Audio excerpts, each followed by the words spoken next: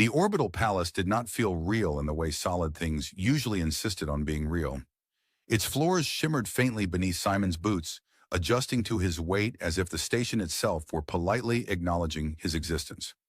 Outside the vast transparent walls, a violet gas giant churned in slow, majestic spirals, its storms glowing like distant fires. Simon glanced at it once, then decided it was too large to think about, and returned his attention to the tray of unfamiliar drinks drifting past him on a hovering platform. "Right," he muttered, picking up a glass that changed color every few seconds. "If this kills me, I hope it's at least interesting." He took a cautious sip. The liquid tasted like citrus, then like something metallic, then oddly like warm bread. Simon blinked. "That's, confusing. I think I just drank breakfast and a minor electrical malfunction." No one nearby reacted. The guests were too busy pretending they belonged here. Elegant beings from a dozen systems stood in careful clusters, their voices low, their gestures measured. Even the humans in the room had adopted a kind of artificial grace, as if excessive confidence might compensate for their lack of natural elegance. Simon, unfortunately, had brought neither grace nor the ability to fake it. He adjusted his jacket, which he had been assured was acceptable for a royal function. It still felt like wearing a compromise. Somewhere behind him, a translator drone buzzed softly, converting a heated discussion into something that sounded suspiciously like polite disagreement. Simon caught a fragment: tariff disputes, mineral rights, something about gravitational lanes, and promptly lost interest. He had not come here to negotiate. Not really. He had come because someone had insisted that making appearances was important. And Simon had learned long ago that refusing invitations from powerful beings often resulted in more invitations, not fewer. So he stood, drank confusing beverages, and tried not to look like a man who would rather be anywhere else. The announcement came not as a voice, but as a subtle shift in the air. Conversation softened, movement slowed, and a faint harmonic tone resonated through the chamber. Simon looked up just as the far end of the hall parted, the architecture itself unfolding like a living thing. Queen Nera entered without ceremony, and yet the room bent around her presence. She looked at first glance entirely human, a woman with composed features, steady posture, and a gaze that seemed to weigh everything it touched. But then there were the ears, long, elegant, extending back along her head in a smooth, refined arc, marking her unmistakably as something more, or something other. Simon watched her approach, noting the way even the most confident figures stepped aside without thinking.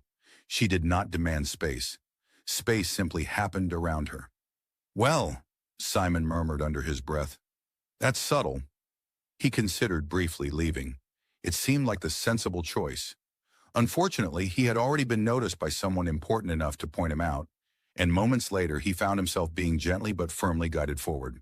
"Ah," he said to no one in particular, "this is how mistakes begin." When he finally stood before her, Simon realized two things. First, she was closer to his height than he expected. Second, her eyes were far sharper than anyone's had a right to be. There was a pause, the kind that stretched just long enough to become uncomfortable. Simon cleared his throat. "Hello," he said, offering a small, polite smile. "Nice palace. Very structurally ambitious." It was not the correct thing to say. He knew this immediately, but it was the thing he had already said, and there was no retrieving it now. For a fraction of a second, something flickered in her expression. Not offense, not quite amusement, something in between. "Welcome," she replied, her voice calm, measured, carrying easily despite its softness. "You are—" She stopped, not gradually, not hesitantly, completely.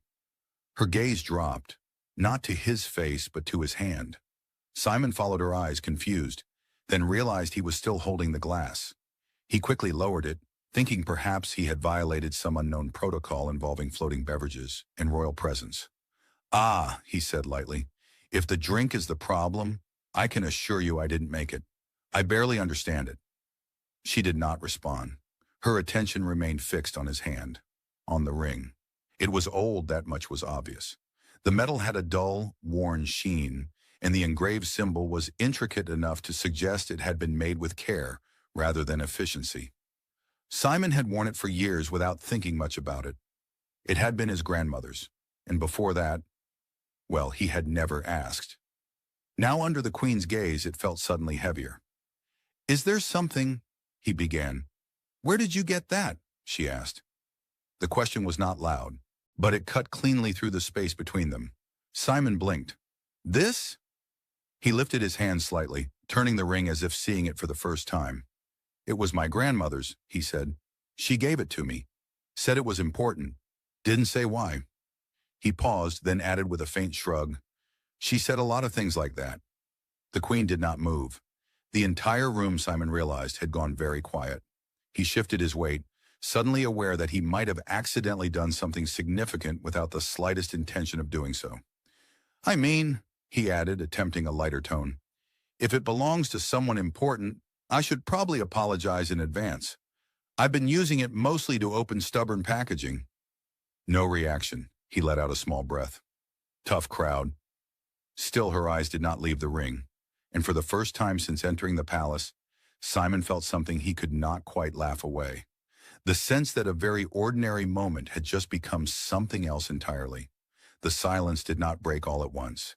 It unraveled slowly, like something carefully woven being pulled apart thread by thread. Simon became aware of it in layers. The way conversations at the far end of the hall had simply ceased. The way a hovering server unit paused mid-path as if unsure whether to continue existing. The way several diplomats had suddenly developed an intense interest in not looking directly at the Queen. Queen Nera did not raise her voice. "Clear the chamber." The words were quiet, but they moved through the air with a kind of authority that made resistance feel like a misunderstanding of reality itself. There was no hesitation. No one questioned it. Guests began to leave in a controlled, orderly flow, though Simon noticed more than one individual attempting to walk with dignity while very clearly wanting to run. Simon watched them go, then glanced back at the Queen. "Well," he said under his breath, "this is either a promotion or a very polite execution." No response. The doors sealed with a soft, seamless motion, and the vast hall, moments ago filled with voices, now felt far too large for just two people. And a hovering drink tray that, for reasons Simon could not explain, was still present. He looked at it. It rotated slightly, offering him another glass. Simon pointed at it. "I feel like you're not reading the situation correctly." The tray dimmed, as if mildly offended, and drifted away. Nera stepped closer, not quickly, not aggressively, but with a focus that made Simon very aware of the distance between them shrinking. "Your grandmother," she said, her gaze still fixed on the ring. "You will tell me everything you know about her." Simon scratched the back of his neck, considering. "Well, that depends," he replied. "Do you want the short version, the long version, or the version where I pretend I understand why this is suddenly very important?" Her eyes lifted, meeting his for the first time since the question. "Do not make light of this." "I'm not," Simon said, then paused. "Okay, I am a little. It's a reflex. Helps me avoid panicking." That earned him a brief, unreadable look. Then unexpectedly, she exhaled. Not a sigh exactly, but something close. "Start with her name." "Lena," Simon said. "Lena Verna." The name seemed to settle into the space between them. Nera's expression shifted, subtle but unmistakable. Recognition or something dangerously close to it? Simon noticed. "Good name?" he asked. "I always thought it sounded like someone who would absolutely win an argument with a starship." Nera ignored that. "She gave you the ring," she said. "Yeah, years ago." Simon lifted his hand slightly, turning it again. "Said it was payment." "Payment for what?" Simon hesitated, then shrugged. "For helping people." "That is not specific." "It's not meant to be," he replied. "That's how she told it. She didn't like details when it came to that kind of thing. Said if you help someone, you didn't keep score." Nera's gaze sharpened. "People," she repeated. "What people?"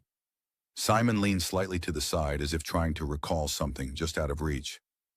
"She mentioned a group once," he said slowly. "Travelers. Refugees, maybe. Came through a place she lived when she was younger. They needed somewhere to hide for a while. And she gave it to them." "Of course she did," Simon said, as if the answer were obvious. She had a habit of doing that. Strangers, neighbors, anyone who looked like they needed help. Drove my grandfather completely insane. Nira did not smile, but something in her posture changed. Did she describe them? She asked. Simon frowned slightly. Not really, he admitted.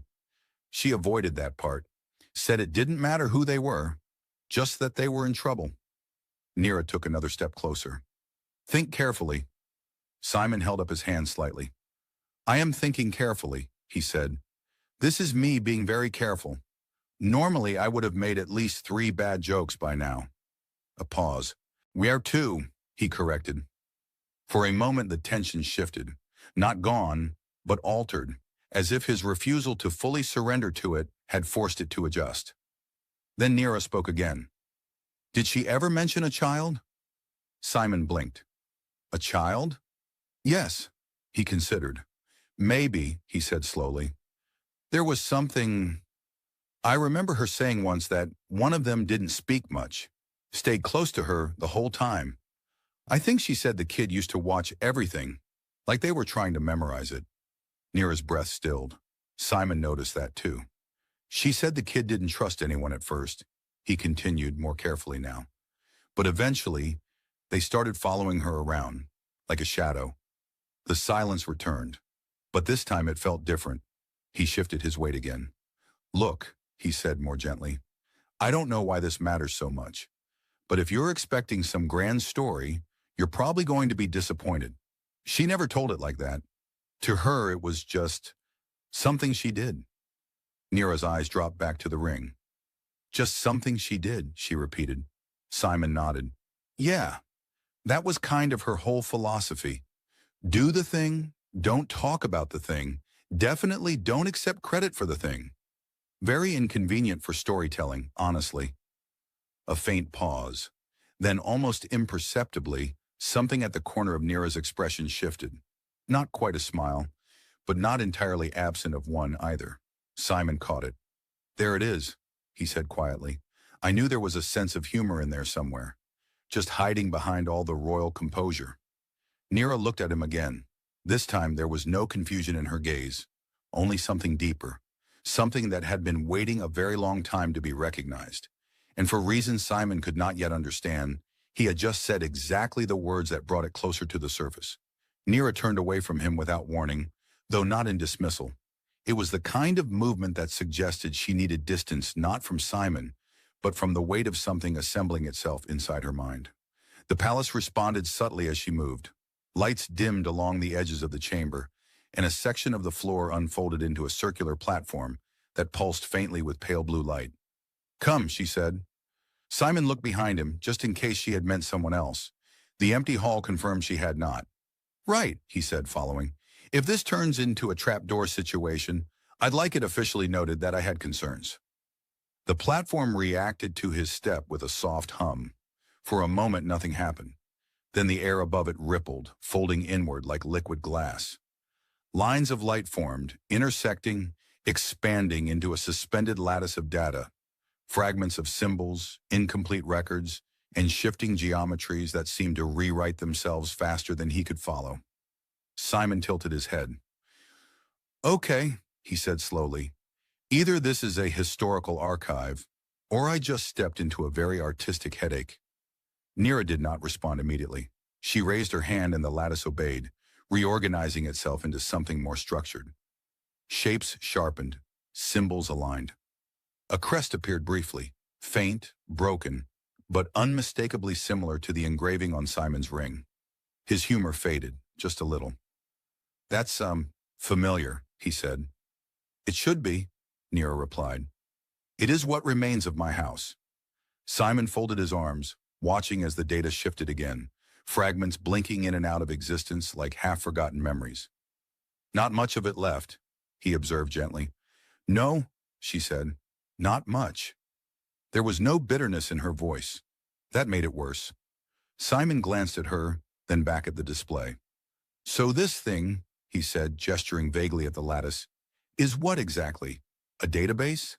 A memory? A very expensive puzzle? It is all that survived the purge, Nira answered. Encoded, hidden, broken. Comforting, Simon muttered. I always trust things described as broken. She ignored that. Your ring, she continued, is a key. Simon blinked. A key, he repeated. Of course it is. Why wouldn't it be? That seems like a completely normal thing for my grandmother to hand me without explanation. Nira extended her hand. Give it to me. Simon hesitated for the first time. Not out of distrust, exactly. More out of instinct. The ring had always been constant. A quiet presence.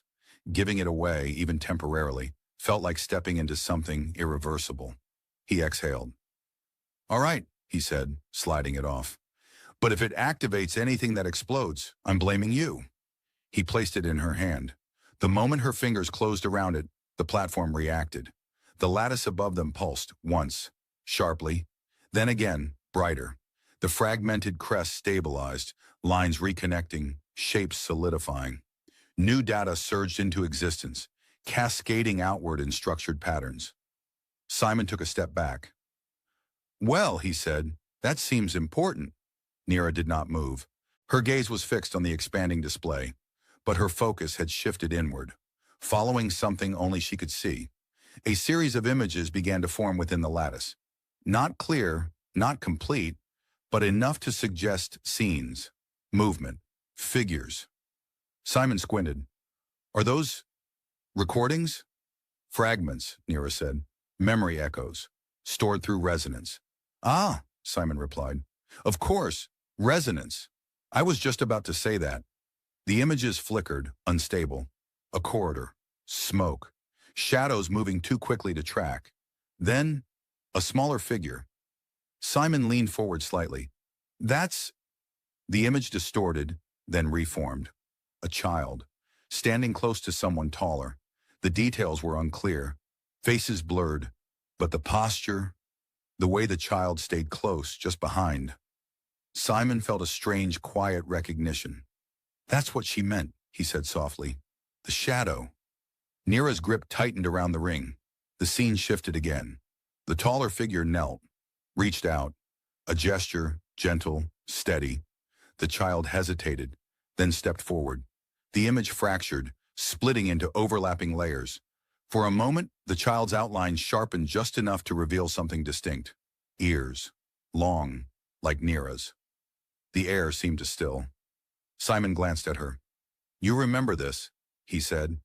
It wasn't a question. Nira did not answer immediately.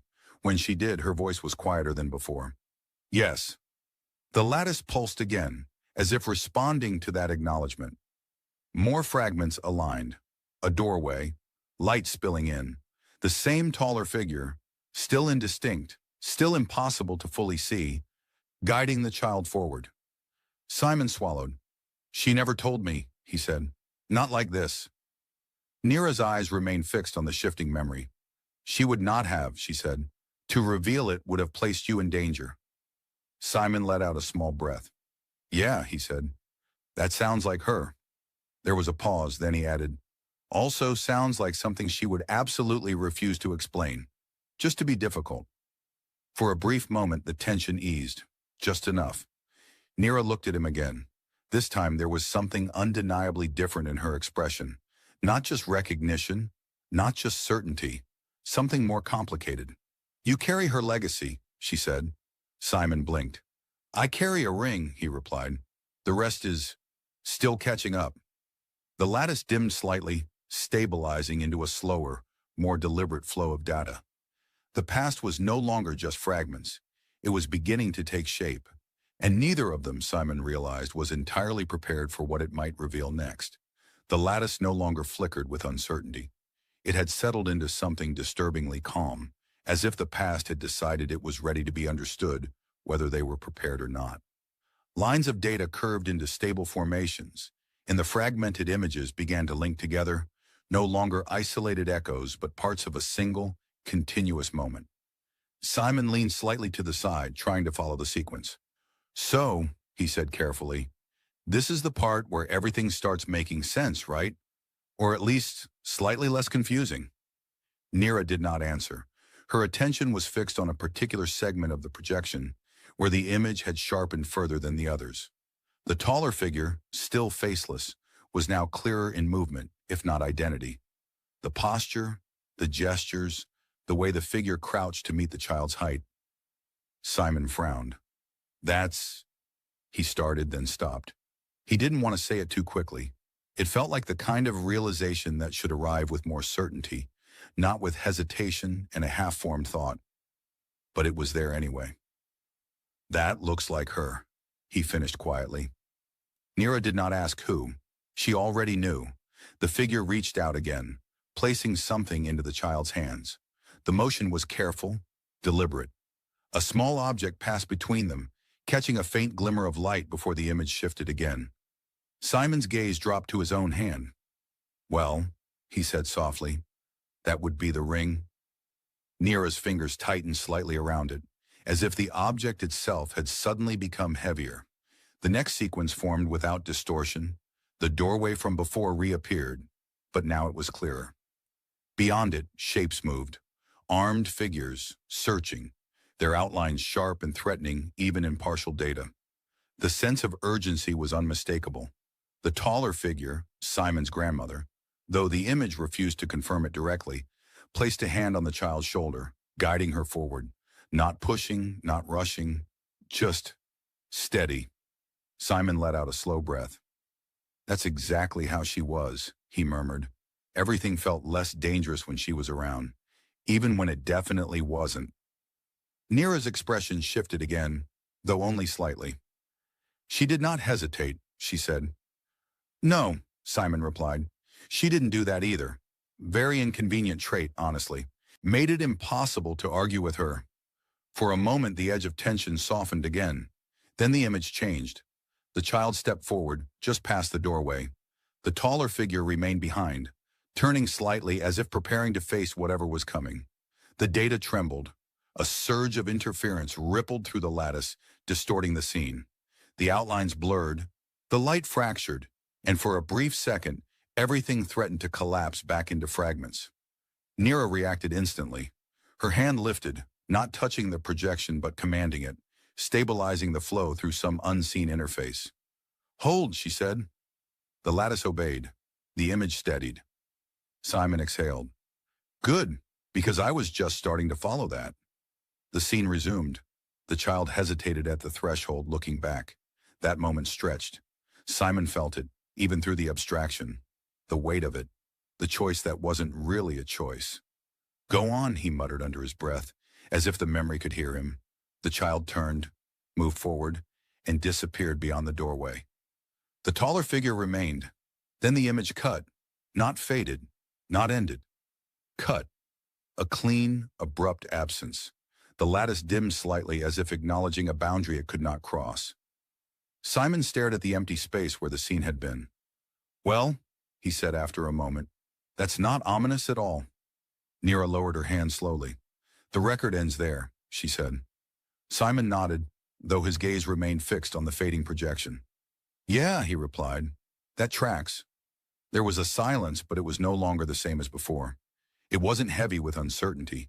It was settled. Not comfortable, but understood. Simon rubbed the back of his neck. She never talked about what happened after, he said. I asked once. She just said, some stories aren't meant to be told twice. Then she made tea and changed the subject. Nira looked at him. She protected you, she said. Yeah, Simon agreed. She had a habit of doing that. Even when it was unnecessary. He paused, then added with a faint, crooked smile, which in this case, it definitely wasn't. For a brief moment, something in Nira's expression softened again. Not quite relief, not quite sorrow, something in between. She gave you the ring, Nira said, more to herself than to him. Not as payment. Simon glanced at her. No, he said, that wasn't her style. If she accepted it at all, it was probably because refusing would have hurt someone's feelings. Nira considered that. Then slowly she turned the ring in her hand, studying it not as an artifact, but as something far more personal. This was not a transaction, she said. Simon nodded. Yeah, he replied. It never was. The lattice dimmed further, retreating into a quieter state. The images were gone now, replaced by steady lines of data that no longer demanded attention. The past had revealed what it could. The rest, Simon suspected, would have to be understood differently. He looked at Nira, then at the ring, then back at her. "So," he said carefully, "I'm starting to get the feeling this wasn't just a coincidence." Nira met his gaze. "No," she said. Simon let out a slow breath. "All right," he murmured. "Good to know." He paused, then added, "Next time I inherit something, I'm asking more questions." For the first time since the chamber had emptied, the silence that followed was not tense. It was something else, something quieter, something that felt unexpectedly like the beginning of an answer rather than the end of a question. The platform dimmed until only a faint halo of light remained beneath their feet, as if the palace itself had decided that whatever had just been revealed required a quieter atmosphere. Simon shifted slightly, rubbing his fingers together as though he could still feel the absence of the ring there. "Strange," he said. "Feels like I just lent out a piece of my hand." Nira did not immediately return it. She stood still, turning the ring once more between her fingers, as if testing whether it belonged more to memory or to the present. Beyond the chamber walls, something changed. Simon noticed it first as a faint vibration in the floor, then as a distant murmur, voices, movement, the subtle but unmistakable sound of a palace realizing it had something new to discuss. "Well," he said, glancing toward the sealed entrance, "I'm guessing we're no longer the only ones aware of all this." Nira's gaze lifted, not toward the door, but somewhere beyond it, as if she could already see the conversations unfolding. "They will speculate," she said. "They will question." "Of course they will," Simon replied. "If I were out there, I'd already have at least 3 incorrect theories and 1 very confident misunderstanding." That earned him a brief look. "They will also expect a response," she added. Simon sighed lightly. "Ah," he said. "Yes. The classic unexpected historical revelation at a formal gathering situation. Happens all the time." Nira stepped forward, and the platform dissolved beneath them, folding seamlessly back into the floor. The chamber brightened slightly, returning to its earlier state, though the air still carried a different weight. She held the ring out to him.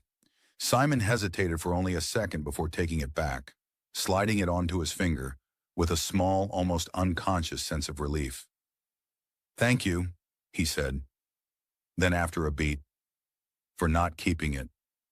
That would have made things awkward." "It was never mine to keep," she replied. Simon glanced at her. "That's, not entirely accurate," he said gently.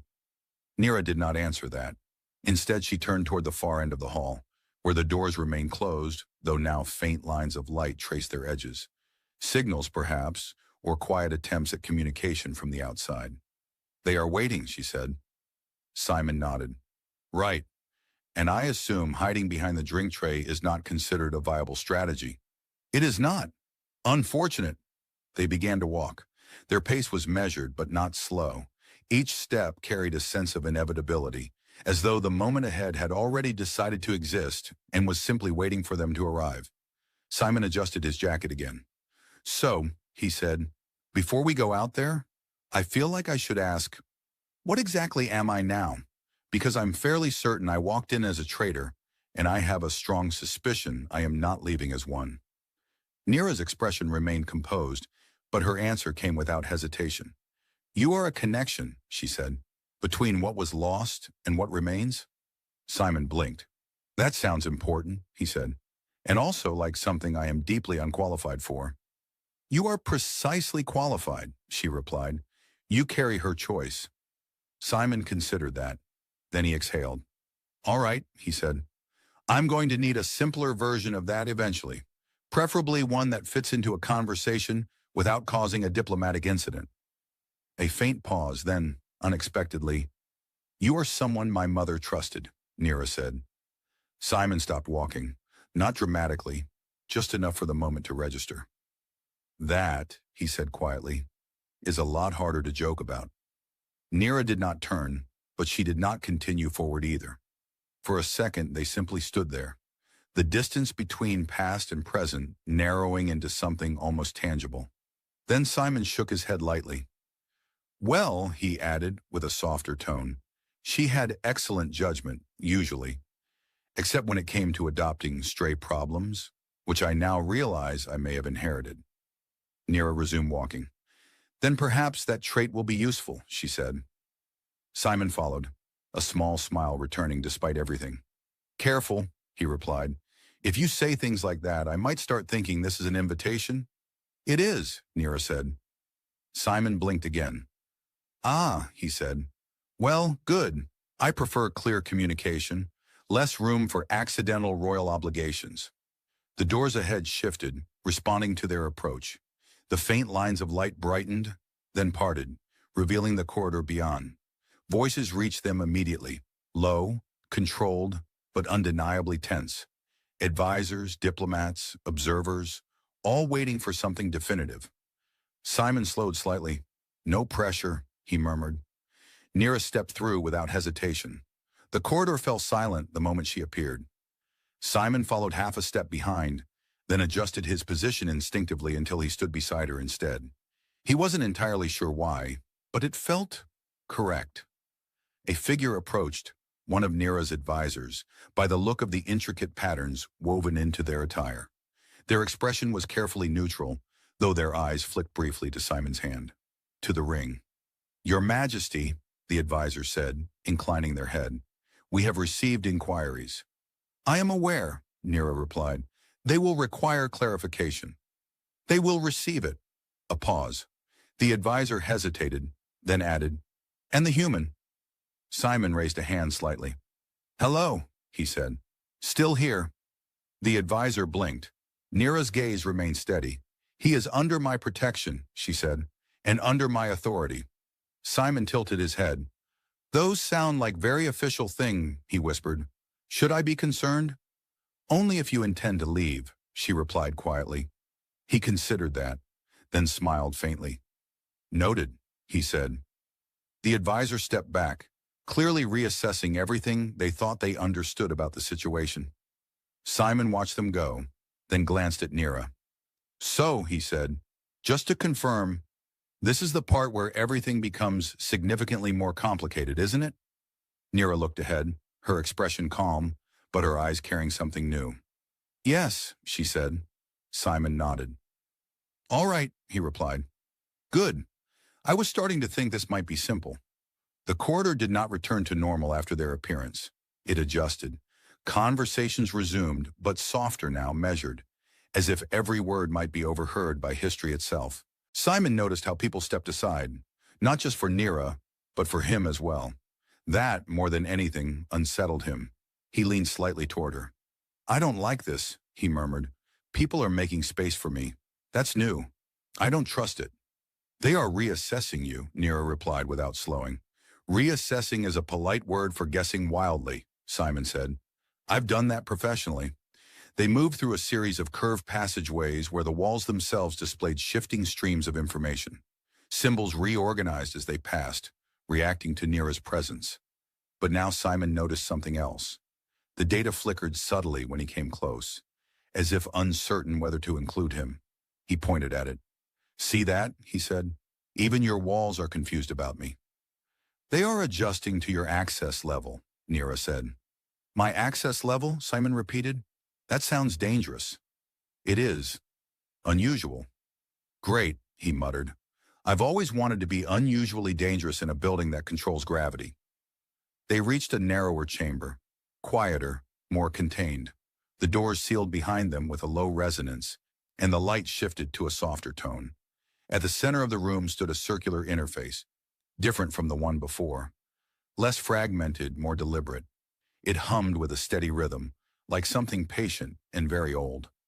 Simon looked at it, then at her. Another puzzle? He asked. This one listens, Nira said. That's worse. She stepped forward and placed her hand just above the surface. The interface responded instantly, projecting a stable sphere of light, its surface covered in fine, intricate lines. Paths, records, connections. Simon approached more cautiously. So this listens, he said, and does it also judge? Because I feel like I'm about to be evaluated.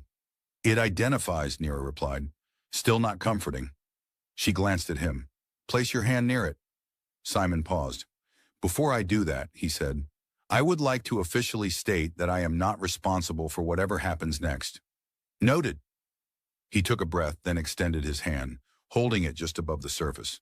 For a moment, nothing happened. Then the sphere reacted. Lines shifted rapidly, converging toward a single point. A faint pulse traveled outward, scanning, mapping. The light intensified briefly, then settled into a new configuration. Simon squinted. Did it just recognize me? Yes. That seems unlikely, he said. I barely recognize myself some mornings. The sphere expanded slightly, projecting a sequence of symbols that arranged themselves into a pattern similar to the crest they had seen before, but now more complete, more stable. Nira studied it closely. It is aligning your presence with the archive, she said. Simon lowered his hand slightly. And that means? It means you are no longer external to it. Simon stared at the sphere. Well, he said slowly, that sounds like I've been accidentally adopted by a very large, very ancient system. That is one interpretation. I prefer interpretations that don't imply permanent consequences. The sphere pulsed again. This time it projected something new, a map, not of space but of connections, lines linking points across time, branching, intersecting. Some were bright, active, others dim, fading. One line, however, stood out. It connected 2 points directly, one labeled with the crest. The other, Simon leaned in. That's me, he said. It is your lineage, Nira corrected. Simon tilted his head. I don't have a lineage like that, he said. I have a grandmother who refused to explain things, and a family history that mostly involves arguing over recipes. Nira's gaze remained fixed on the projection. Your lineage is defined by action, not origin, she said. Simon blinked. That's very poetic, he said, also slightly concerning. The line between the 2 points pulsed softly, steady and unbroken. He watched it for a moment, then exhaled. All right, he said. So what does this actually do? Besides making me feel like I've just been promoted into something I didn't apply for? Nira moved her hand again, adjusting the interface. The archive is responding to you, she said. It will reveal what it has not revealed before. Because of the ring? Because of what the ring represents. Simon nodded slowly. Which is? He prompted. She looked at him. Trust, she said. He held her gaze for a moment, then let out a small breath. That's a heavy thing to inherit, he said. Yes. He considered that, then smiled faintly. Well, he added, on the bright side, at least it's not another responsibility involving paperwork. I assume your system doesn't require forms. Nira almost smiled. The sphere shifted again. New data began to surface, more stable than before. Records that had been hidden now aligned into readable sequences. Locations, coordinates, fragments of communication. Simon's expression sharpened. This isn't just history, he said. No, Nira replied. It is what remains unresolved. He looked at the lines, at the connections still active. Meaning someone, somewhere, is still part of this, he said. Yes. Simon leaned back slightly. Of course they are, he muttered, because why would anything ever be simple? The sphere pulsed once more, highlighting a specific path, a destination. Nira followed it immediately. Simon did too. He pointed. That one, he said. That looks important. It is, she confirmed. He folded his arms, studying it. All right, he said after a moment. So let me guess. That leads to something we're definitely going to have to deal with. Yes. Simon nodded. Good, he said. I was starting to think this was just going to be a quiet historical discussion. He paused, then added with a small resigned smile. Clearly, I underestimated how complicated a simple hello could become. The hall was full again, but it did not resemble the gathering Simon had stumbled into earlier. The careful conversations were gone, replaced by a quiet expectancy that felt almost tangible. Every gaze shifted as Nira entered, and this time, Simon felt the weight of it settle on him as well. He leaned slightly toward her. I preferred it when no one knew who I was, he murmured. There was less attention and significantly fewer expectations. You are adapting, Nira replied. I am surviving, he corrected. Adaptations suggest competence. She did not slow as they moved forward, though something in her posture had changed. Not softer, not weaker, just more open, as if the distance she had once maintained from everything around her had narrowed by choice. At the center of the chamber, she stopped. Simon stopped beside her, not behind, beside. He noticed it just for a moment, then chose not to comment. Some things he was beginning to understand did not need to be explained to be real.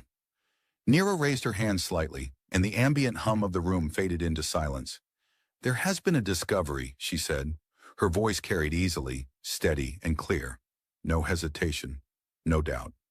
Simon resisted the urge to look behind him.